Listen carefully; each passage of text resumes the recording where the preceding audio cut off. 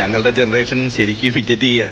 പല കാര്യങ്ങളിലും ഞങ്ങളുടെ മുഴുവൻ ഹീറോ ഇന്നും അച്ഛനാണ്. മോനെ കരള് വെന്ത് വെണ്ണീറാവൂട്ടോ.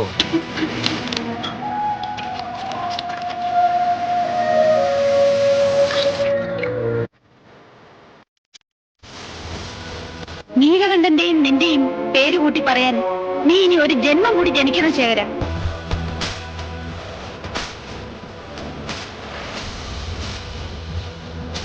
നീ ഇപ്പോൾ അഹങ്കരിക്കുന്നുണ്ടാവും നീലകണ്ഠന്റെ വീഴ്ത്തിയെന്ന്. 10 ആളിന്റെ ബലവും ഇരുട്ടിന്റെ മറവും ഇല്ലാതെ നേർക്ക് നേരെ നിനക്കൊരു ചുക്കം ചെയ്യാൻ കഴിയില്ല. ചതിയും കള്ളവും എല്ലാം ഞാൻ പ്രയോഗിക്കും, വേണ്ടി വന്ന കരുത്തും.